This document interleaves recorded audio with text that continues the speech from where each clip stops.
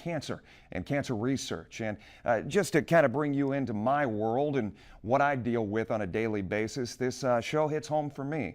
A couple of weeks ago, a buddy of mine from high school gives me a phone call, tells me he's coming home to see a parent who has been stricken with pancreatic cancer and that it is aggressive and that the outlook is not good. It's hard to hear when you're a family member, when you're dealing with that, when you are going through it yourself.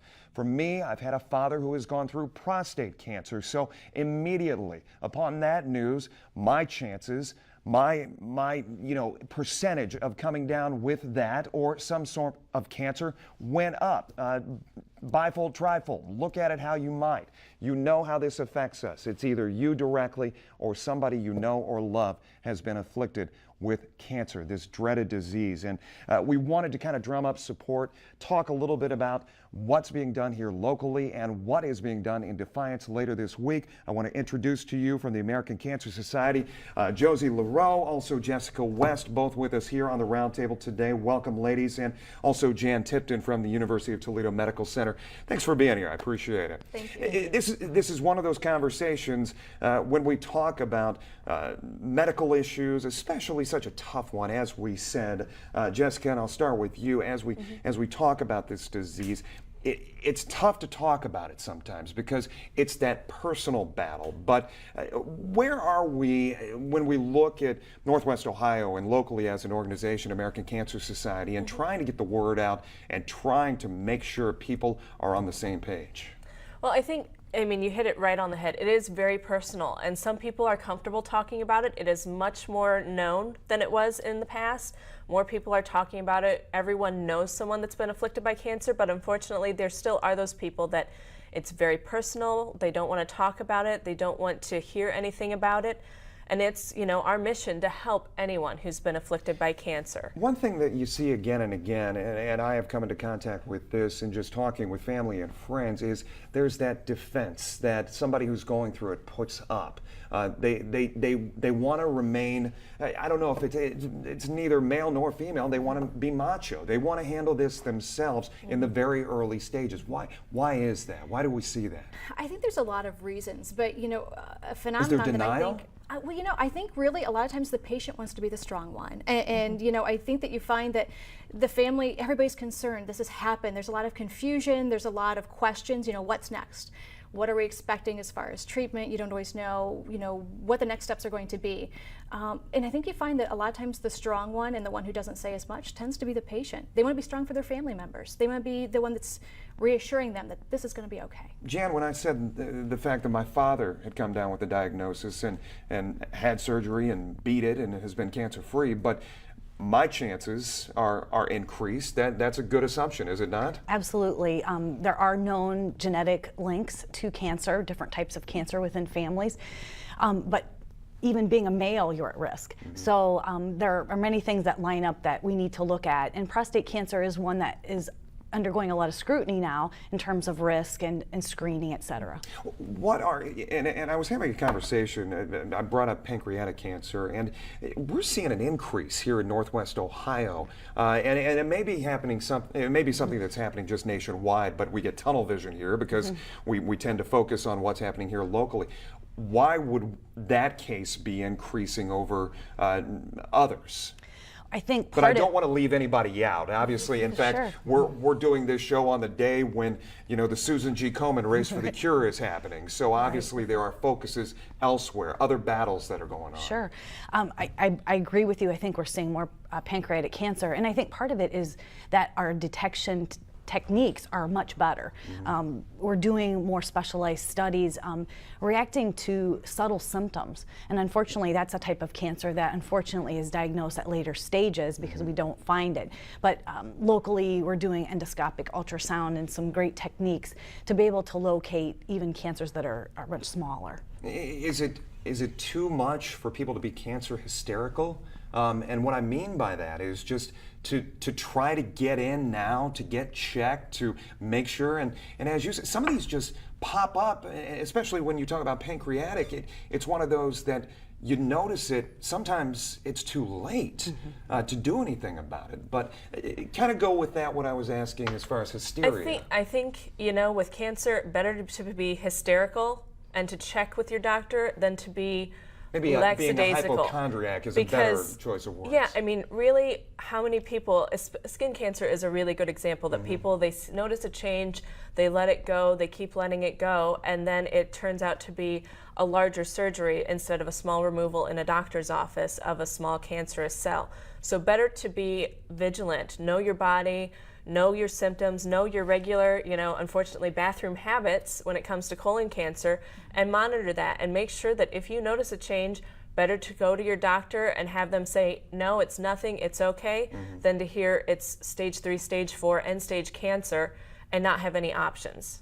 Male to female, I mean, is there any more risk factor?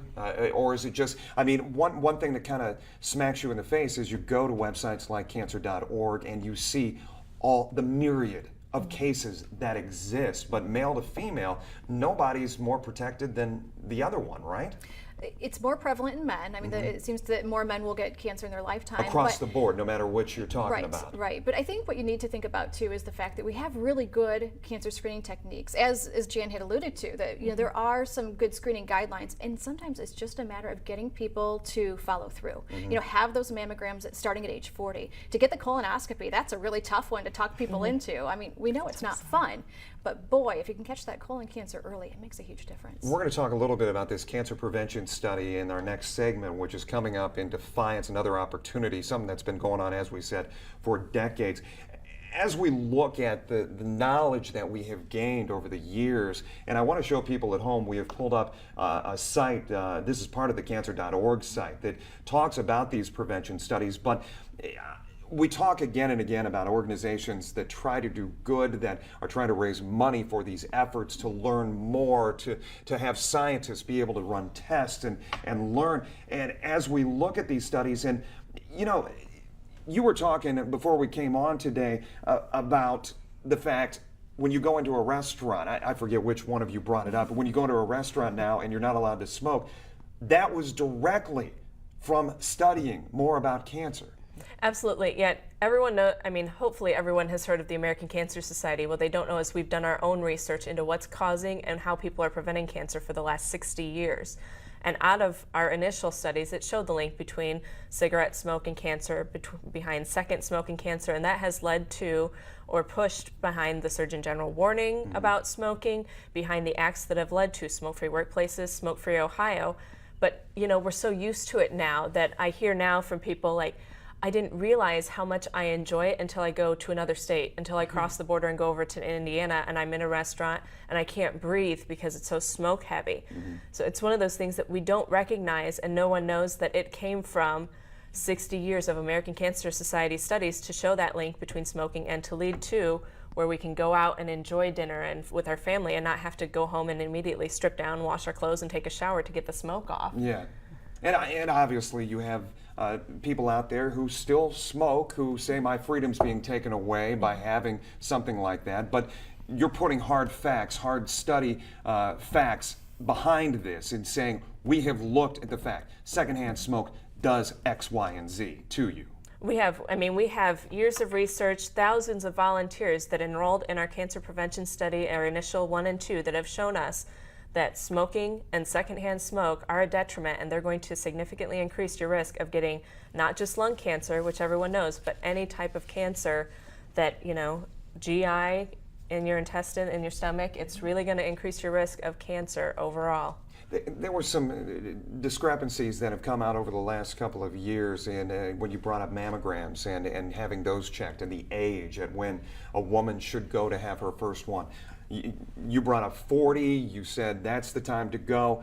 There were talks of 30 might be the good age to go to. Has that definition been cleared up at all, or is 40 the barometer at which we're working off of? we still, as the American Cancer Society, still say 40 is when you start. However, now if there's a family risk, if you have a reason, if there's been a prior lump in your breast or you have any other family history, you want to talk to your physician, and that's a time that you might be starting them in your 20s. I mean, it could be a much earlier start for mammograms. I know that the government has said maybe we don't need to start till 50, but we really think that 40 is a good starting point. But it still needs to have a conversation with your physician, because earlier might be more appropriate. And family, how important, you brought it up before, but how important going down the line, looking at all the different types of cancer that exist, is your family history? Family history is very important, and it's something that you should be aware of early on.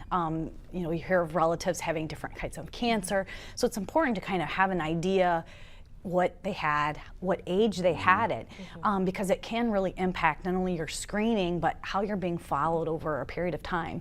I know in my own family, my father had 3 different malignancies by the time he passed away, and he had 5 other brothers and sisters with cancer. So for my brothers and sisters, you know, we're very aware, and we talk about screening and wondering. But that's not to say genetics is a death sentence, obviously. No, and for only about 5 to 10% of all cancers do we absolutely know a clear genetic mutation.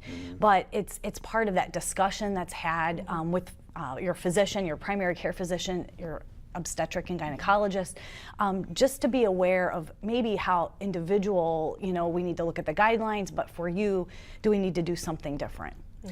As we look at the lifestyle changes that people need to implement, or we have learned for people to implement, are these none of them are drastic. They're just smart, right? Absolutely, absolutely. You know, a lot of it is common sense. It's easy screening tools that we know. We have, you know, tons of resources on cancer.org. We have a mammogram reminder that we will email out to, I believe it's on their birthday. We email out to a woman. All they have to do is type in their email address. We'll send you a reminder.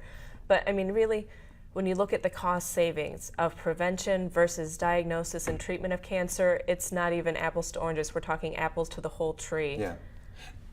Are you guys, I guess, resigned to the fact that we will probably battle cancer at some time, no matter who we are? I really hope that we see a day, and we see it soon, that, you know, okay, you might have a cancer diagnosis, but it's taken care of at that appointment. You know, it's a simple shot. It's something very simple. It's taken care of, and you move on. Right. And that is it. And we've seen that with other diseases. It's just taking us a while to get there with cancer. Yeah, but I guess is that too strong of a statement to say we're resigned to the fact that it will be a diagnosis for us someday, no matter who we are? I think well, I mean, unfortunately, the statistics show that majority of people, men or women, whatever race, are unfortunately probably going to encounter some type of a cancer. What type it is, Right. how they get it, why they get it. You know, that's why we do these research studies, to help people do the best they can to prevent those cancers, and to know what are your early detection tools so you can catch it early, so you can beat it, and have, as we like to say, celebrate more birthdays. That gives us a great springboard into our next segment. Stay right there. As we come back here on the Roundtable, we're going to go to break. We're going to show you, as we talk about those risk factors that are out there, what are the chances you could either develop and or die from cancer. Look at the rates we found. We'll show you it here at home right now. Look at the rates we found, males to females. We start with males. Risk of developing, according to the American Cancer Society, all invasive types, we're talking 1 in 2, and the risk of dying 1 in 4. We'll be right back.